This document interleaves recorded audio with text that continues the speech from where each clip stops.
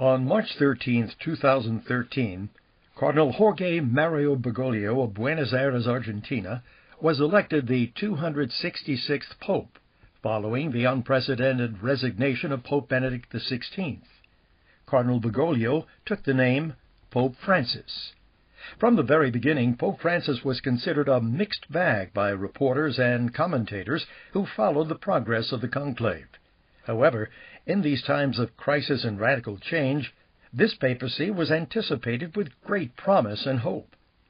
This morning, the Voice of Catholic Tradition is pleased to broadcast an in-depth interview with Mr. John Vennari, editor of the Catholic Family News, who gives insightful analysis of the actions and statements of Pope Francis, which have consistently baffled and stunned the Catholic and secular world. Mr. Vennari and host Joe Bagnoli discuss the mindset of Jorge Bergoglio, which gives insight into this papacy riddled with controversial statements which appear to trivialize tradition and validate liberal beliefs contrary to solid Orthodox Catholic teaching. With only 6 months into this papacy, it is becoming painfully clear that Pope Francis is not the son of the Church, but a true son of Vatican II. Please listen carefully to this thought-provoking and revealing interview. Good morning, John. Good morning, Joe. Welcome back to the Voice of Catholic Tradition. Well, it's always good to be here. Thank you very much. No news here, John. We have a new Pope, Pope Francis, and in less than a year, he's received international attention by his public statements through interviews and other sources. Let's call some of his comments controversial, shocking, and at best confusing. And I'd like to open the show.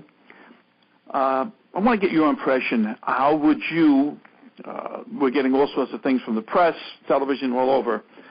How would you paint a picture of this Pope as you see him and as you've known him and studied him in the past? Well, let me put it this way. I was in Rome. For the conclave, and I was there. I was in St. Peter's Square when his name was announced and he first came out. And when his name was announced, I had never really heard of him before. So I immediately did research on him, and the research that I found brought me up against a black dread of what was to come, because we know that the trajectory of who the priest, bishop, cardinal was before he was Pope always launches into how he acts and the things he does and the things he says as Pope. There was, that miraculous conversion of Pius IX, who was liberal at the beginning, but he did change. But he's the only one. John the 23rd was progressive beforehand, and he ran a progressive papacy. Conservative, according to today's standards. Yes. Paul VI, same thing. John Paul II, same thing. Pope Benedict, the man he was, this kind of man with a conservative heart and a modernist mind, that's what his papacy was. And so, and I posted things about the crazy liturgies that he was presiding over, the youth things with the rock and roll and the dancing that he did in Buenos Aires, the fact that he knelt before a Protestant to receive a blessing at a charismatic thing as a Protestant and a Catholic priest, and then he boasted about it in his book that this was fine, a fine thing to do, to kneel before a Protestant and therefore trumpet the era of religious indifferentism. I posted about that. I posted about the fact that he celebrated Hanukkah just last December, 2012, in Buenos Aires. Celebrated, a ritual of the modern Jewish religion, and he was wearing the skull cap and all of that business. And people said to me, "Oh, you shouldn't be doing that. It's too much bad news. Give him a chance." And and my response is, look, if this man was conservative, if this man had a history of saying the Tridentine Mass, sticking up for Thomistic philosophy and theology, and I posted that, you would never say, oh, give him a chance, let's see if he's going to be liberal. Right. You would say, hey, this is great news. Hmm? This is very promising. And so I'm only looking to be realistic. Just be realistic and look at Cardinal Bergoglio. He is a bit of a mixed bag because he has these traditional devotions to Our Lady. He's consecrating his pontificate to Our Lady of Fatima on October 13th. He's going to consecrate the world to Our Lady of Fatima. So he's got that side of him, and, you know, I kind of take a certain comfort or hope in the fact that this is what's going to save him in the end. But in pretty much everything, you know, in so much else of what we see, we really get the sense of a man who is embroiled in the modernist Vatican II revolution. Yes, there's no doubt about that, and I think he's made it quite clear also, John, that since Vatican II, the progress has not been suitable. He believes they have fallen short, and he wants to go much, much further. So he's even highly critical of what you and I and most traditional Catholics consider 50 years of disaster. Yes, that it hasn't gone far enough. Yeah. I think what we're going to see with him is one aspect we're going to see is that, you know, Paul VI brought the ecumenical and the dimension of religious liberty.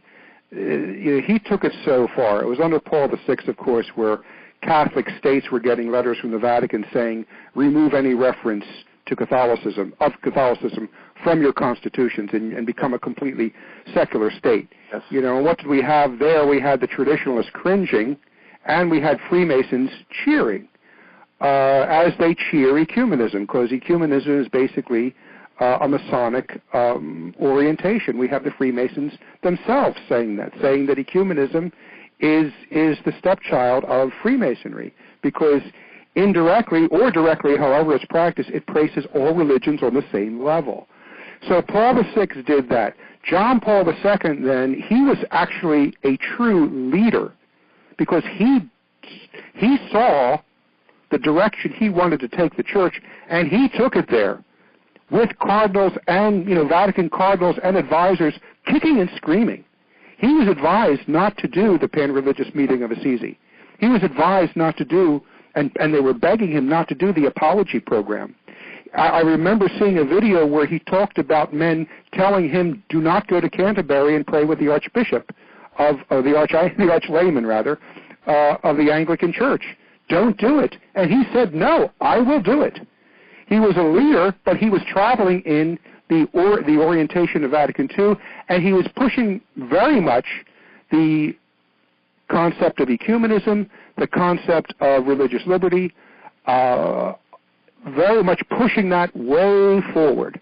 Along comes Pope Benedict, and he was what you would call, what Pope St. Pius X would call, the conserving force within modernism. We know that the modernism has two forces, the progressive force that charges ahead, and then the conserving force that pulls back a little bit, or does a two-step forward and one step backwards type of approach. And that was more Pope Benedict, that, as I said, he had that conservative heart and a modernist mind, and he at least did declare that the Tridentine Mass was never forbidden. Okay, now we have Pope Francis, and we have another Arditi, which is Italian for hothead, charge ahead, and I think what we're going to see with him is primarily the aspect of collegiality promoted, the more synod approach, the more committee approach. And I mean, if you want to know anything about, you know, bureaucracy and committees, just watch Yes, Prime Minister for for a satire of how disastrous that can be. And it's not the structure of the church that our Lord established, which is most important. So we're going to see a very strong collegial aspect, a very strong sense of synods and things like that. And we're going to see other aspects of, liberal aspects of the council pushed forward, always, I think, elevating the human element to the detriment of the supernatural element. Right. I think there's no doubt about that. For anyone to say that this Pope is not clear in his intent, I don't think they're just paying attention. Because if you look at I don't want to use the word idols, but I will. The people he looks to most: Henri de Lubac, Michel de Cousteau. If I'm not mistaken, that essentially they reject the necessary ecclesial logical link. They reject the idea that there's continuity between the present beliefs and the explicit faith of the first centuries. And I think this comes up, John. It didn't take us long for us to understand his position on traditional Catholics. No. It's very interesting to me. Well, did you want to finish your thought there? I just want to say that, his mockingly referring to us as Pelagians, restorationists, legalists, people who, quote, exaggerated doctrinal security and who stubbornly try to recover a past that doesn't exist. These are very strong words. Well, they are strong words. And what is it, Joe? You and I lived through it in the 60s and the 70s. Yes, we did. It's all familiar. We've seen all of this before.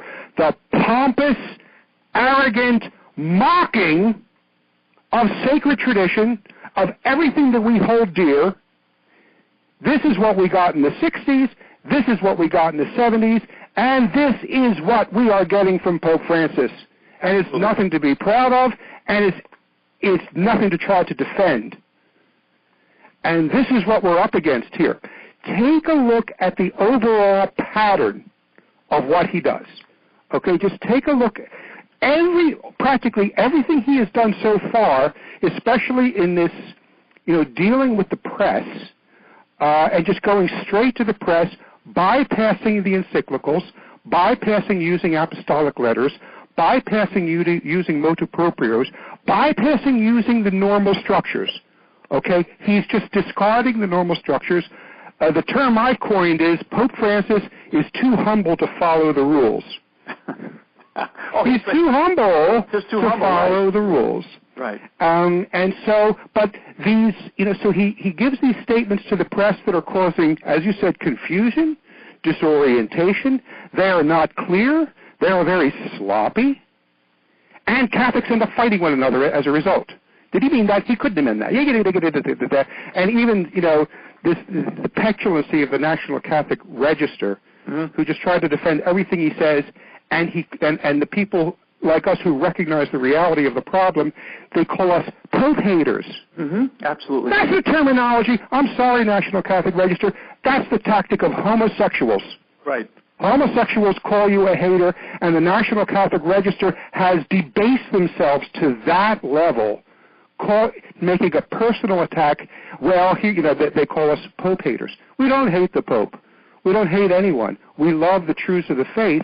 But the point I wanted to make is that these things that have really caused controversy, they all have one major point in common. They please, what he says, pleases liberal Catholics, pleases a world that has no love of Catholicism, and causes consternation to conservative and traditional Catholics. These things that he has said, they all have that in common. It pleases the world's press. The world's press is pleased with Francis's remark, not good. Barack Obama has publicly said that he loves Pope Francis, and especially the fact that Pope Francis said that the Church shouldn't obsess over abortion, contraception, and homosexuality. Obama, I have great admiration for Pope Francis in this regard. The most pagan, pro-abortion, pro-homosexual president in history is praising Pope Francis. Not good. The NARAL, the pro-abortion group, they posted a public thank you. Dear Pope Francis, thank you from the pro-choice women everywhere. Pro-choice, of course, meaning pro-abortion. Yes. Not good. You'll notice that this is the exact same formula that came from the Vatican II revolution. The Vatican II revolutions from the very beginning, especially when it was clear that all these changes in the Church are going to happened? What did it? It pleased liberal Catholics. It pleased the world, who has no love of Catholicism. And it caused consternation for traditional and conservative Catholics. Right. It's the exact same pattern. What we are seeing with Pope Francis is we are once again, and this is what I'm going to be writing about in the next issue of Catholic Family News, so listeners, sign up and get it. Forget. is that with Pope Francis, we have to be somewhat grateful because he is finally once again showing us the true face of the revolution. Over the past 40 years, we've been lulled into this kind of complacency, even with John Paul II, little by little, doing these progressive things. People would get used to them. People would, and then with Pope Benedict, you had that conservative veneer pulled down like a shade over top of the revolution, even though the revolution was still there and moving forward.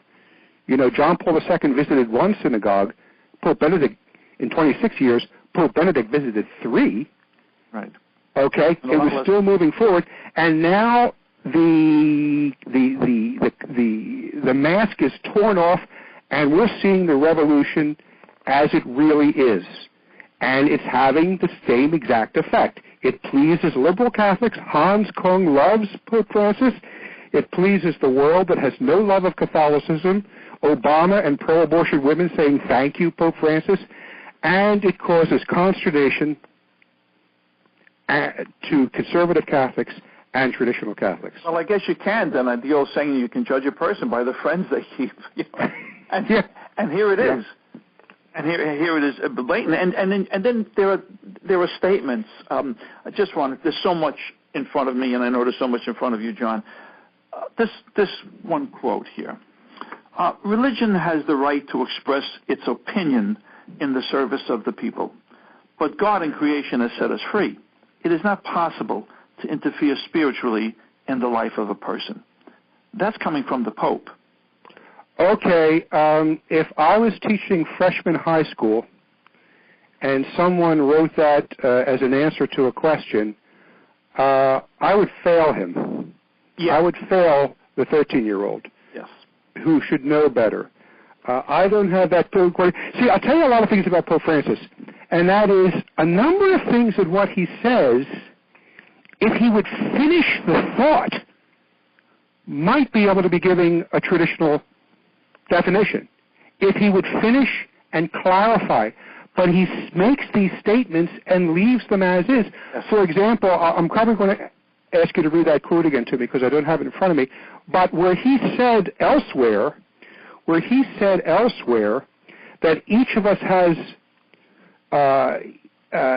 everyone has his own idea of good and evil and must choose to follow the good and fight evil as he conceives them. He said that. And the world, that would be enough to make the world a better place. Okay, he stops there. Right. And it was in the context of him talking to an atheist, a fallen-away Catholic atheist, Scarfali from La Repubblica. That was the interview from last week around October 1st, where the Scarfali was praising him that the Pope has talked about the supremacy of the individual conscience. Right. This is deadly. Again, it takes us back to the 70s. It takes us back to Karen, to Father Karen, and Father Richard McCormick, and Father Richard McBrien, talking about the supremacy of conscience. And when I say he doesn't finish the thought, what he leaves out makes all the difference. Makes all the difference.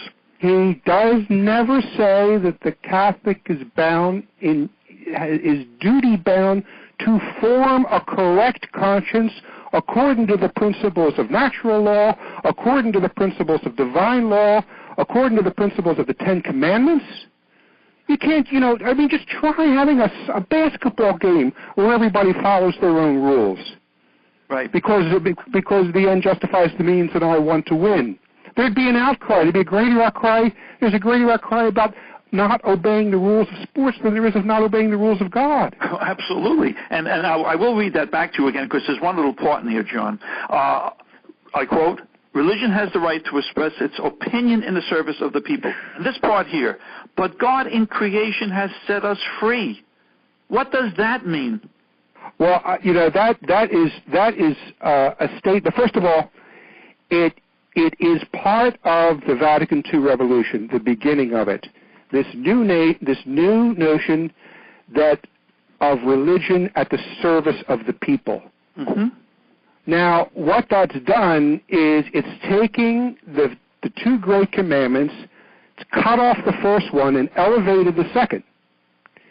Our Lord was asked, what's the greatest commandment? He said, love the Lord thy God with thy whole heart, thy whole mind, thy whole soul, and thy whole strength. And secondly, love thy neighbor as thyself. Okay? Then this new approach, religion at the service of the people, cuts off not specifically, but in a practical order, it cuts off that duty to love the Lord thy God first with thy whole heart, thy whole mind, thy whole soul, and thy whole conscience. And how do we love God? Christ said, what? If you love me, keep my commandments. And in order to keep the commandments and live them, again, we're back to what I said earlier, we have to form a Catholic conscience. We have to form a conscience because the duty of conscience is to be prescriptive, directive, here and now decision on the rightness and wrongness of the act. It is the last practical judgment that we make before we commit an act. This is good here and now, should be done by me. This is wrong here and now, should be avoided by me. And I am able to form that judgment because I have formed a Catholic conscience based on natural law, divine law, the Ten Commandments, the whole bit. Okay? That's all just not talked about, and that is crucial, especially now in a time of moral relativism. He is feeding the flames of the greatest errors of the time by this. Right. And right here, he says, when does a formulation or doctrine of thought cease to be valid? When it loses sight, here we go, just as you said, when it loses sight of the human, or even when it is afraid of the human or deluded about itself. Again, the human. And he's feeding this frenzy out there that has always existed, that the Catholic Church does not take into reality what humans are going through. Good grief. Get everybody who's listening, get hold of a book called The 13th, The Greatest of Centuries, because you will see in that book the way the Church is the master and the great mother of taking care of humanity. Take the founding of hospitals. Where did that come from? The founding of orphanages, the founding of places for unwed mothers. All these things. I mean, back in the medieval times, the 13th century, the hospitals would be run by religious orders. And you know something? When it came to mealtime, the religious, the nuns or whoever was there, the brothers, whatever, I don't know exactly, but anyway, they would eat last. They would eat if there was enough food and make sure that the patients got their food. Can you imagine trying to approach the nurses' union with that with that type of directive? Right. There'd be an outcry. And yet the church that did all this selfless work for their fellow man, out of the love of God, not out of the love of man first, but loving God first, and then loving man. The love of man is the overflow of our love of God to His creation. Result of that, correct. And that was the problem. Again, we're seeing Vatican II all over again. Up to now, all you stupid Catholics have got it wrong, and we have got it right. And you just take your counting your rosaries and take your triumphalism and shove it in the closet where it belongs, and let us run things based on surely the needs of humanity. Now he might not be saying something that crass, but that's certainly the direction that we see. Oh, absolutely.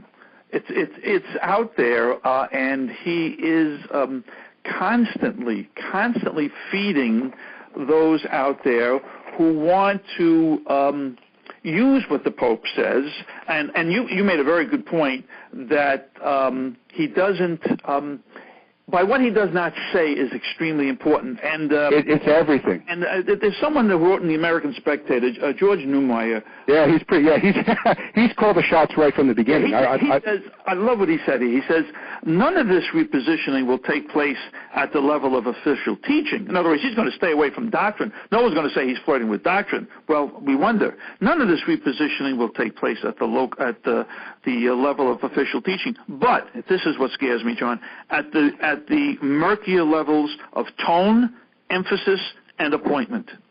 Yeah, well, but we know, too, this is how modernism works. This is how modernism worked from the beginning. That's why I get a little impatient with people who look at Vatican II documents and say, that's orthodox, we can accept it, that seems to be heretical, we won't accept it. Modernists seldom speak outright heresy. Correct. But it is the whole framework. I just saw this wonderful thing it was probably a college student, and he made a teaser for The Sound of Music, the way you would see in the theaters, upcoming. And he took everything, the way you see from The Sound of Music, and he framed it as if it was, he framed it as a horror story. The way it's very funny, very clever the way it's done. I've not seen that. You would think Sound of Music is a horror movie, the way he set it up.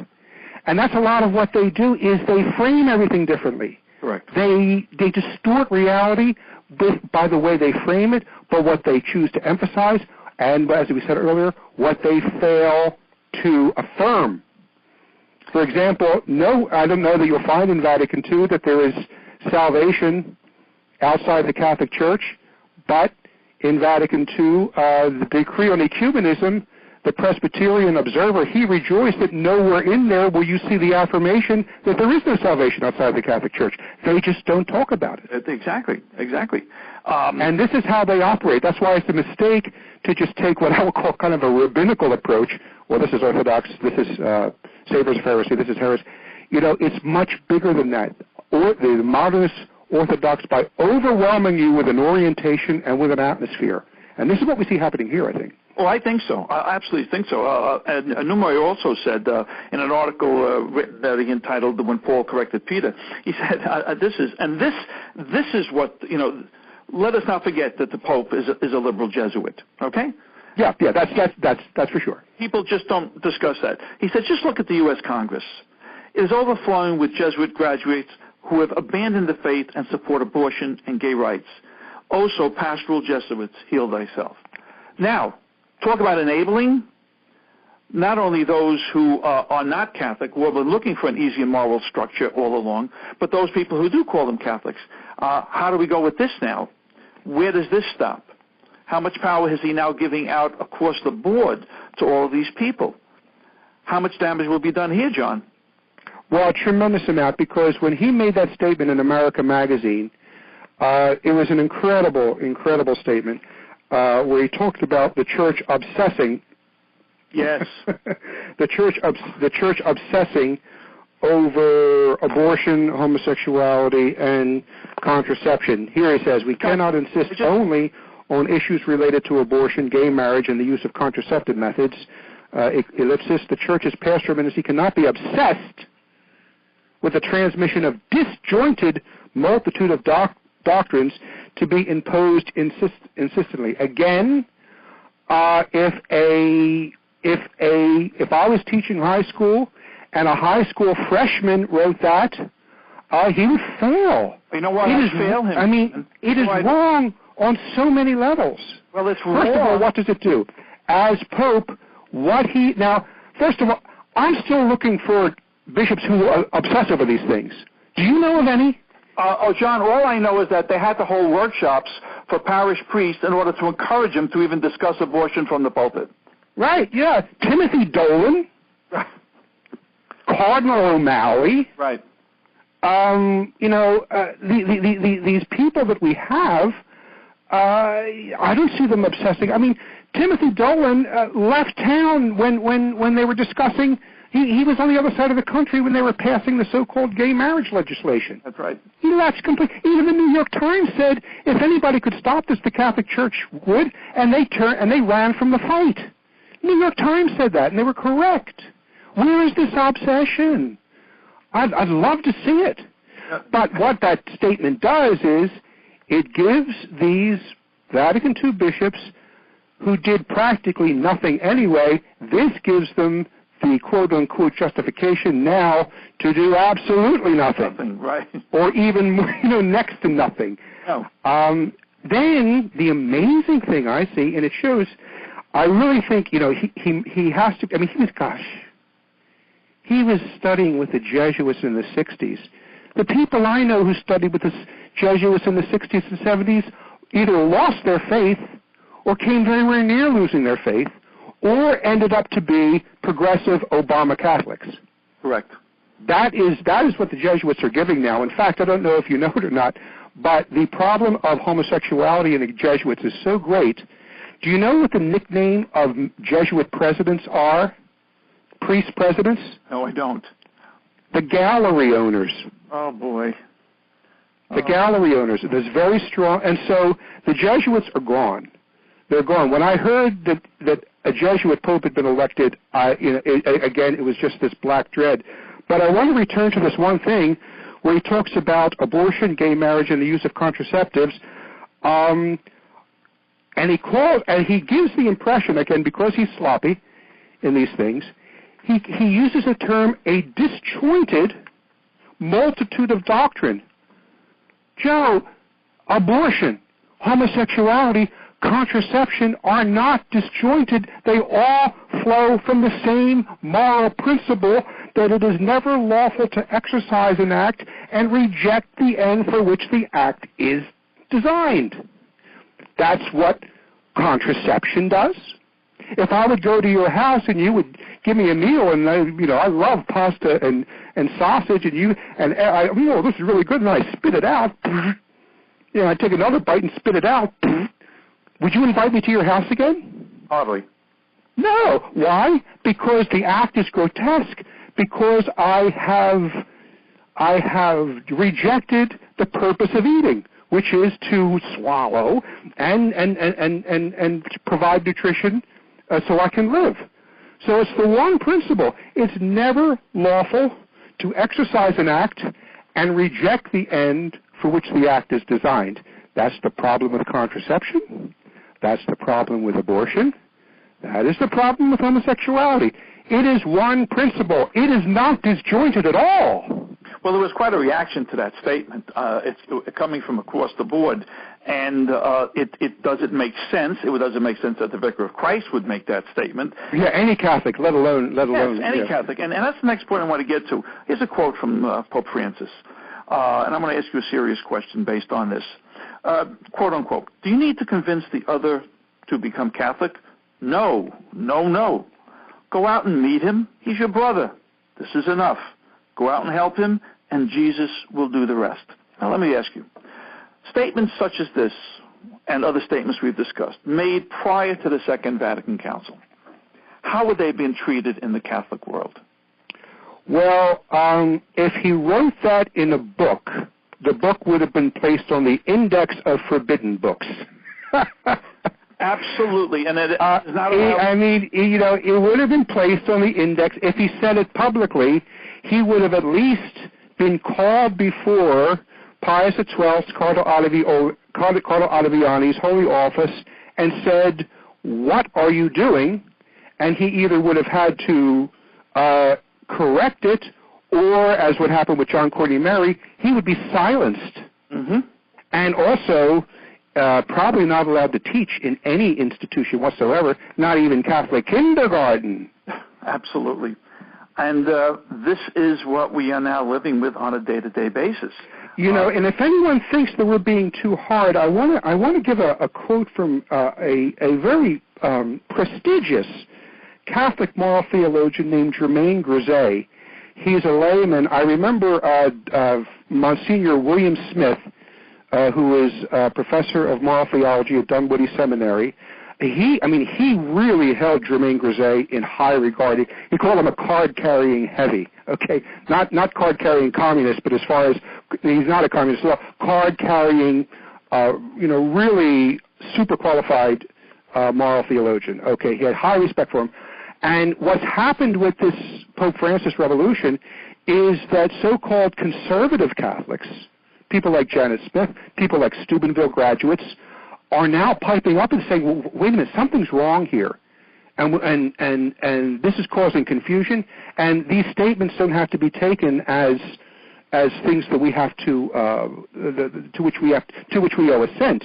But listen to what Germain Grisey says. Now again, this is a man I have never seen distance himself, second guess, or criticize a pope before. Here's what he says. He says, quote, "I'm afraid that Pope Francis has failed to consider carefully enough the likely consequences of letting loose with his thoughts in a world that will applaud being provided with such help in subverting the truth that it is his job to guard as inviolable and proclaim with fidelity. For a long time he has been thinking these things. Now he can say them to the world." And now this is him speaking, Germain Grisey speaking, and he is self-indulgent enough to take advantage of the opportunity with as little care as he might unburden himself with friends after a good dinner and plenty of wine. Close quote. Wow, powerful. Grisey is saying this man talks like someone who is not sober. Right. After plenty of wine. Very dignified way of putting it. Absolutely. And nice language. I tip my hat to him. But the point is that people who never thought of second-guessing the Pope are now forced to consider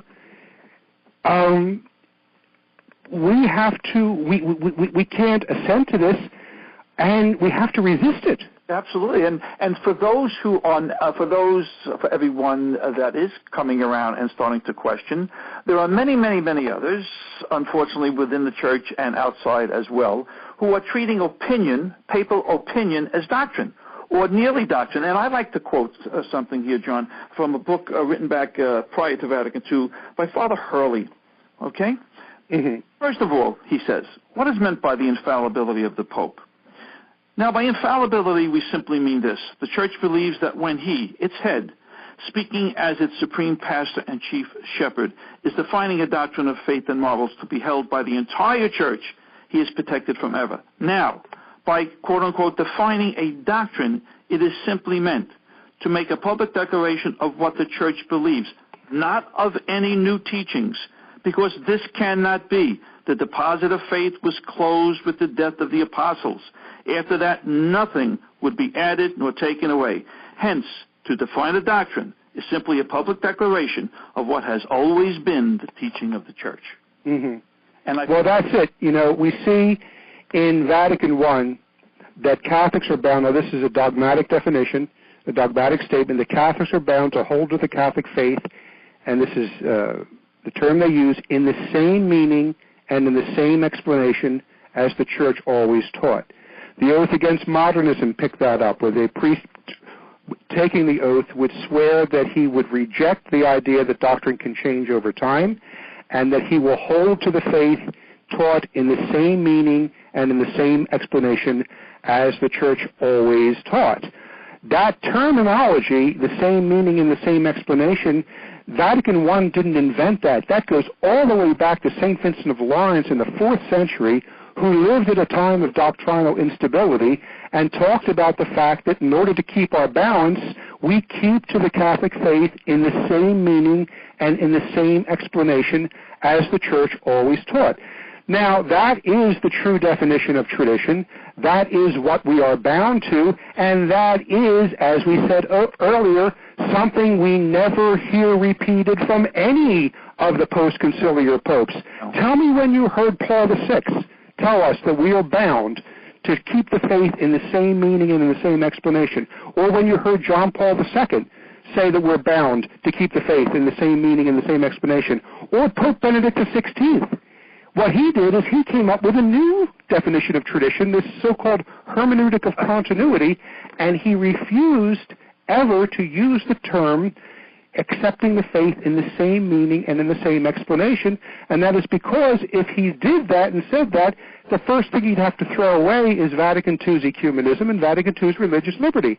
And now we have Pope Francis on the same trajectory, but at much higher velocity. Right. Absolutely, because most post-Vatican II Catholics have been totally desensitized by constant change.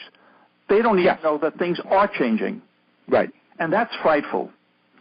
That's absolutely frightful. And yeah, I mean, one of the good parts of this revolution, as far as making it visible to us, is the fact that he's going directly to the press.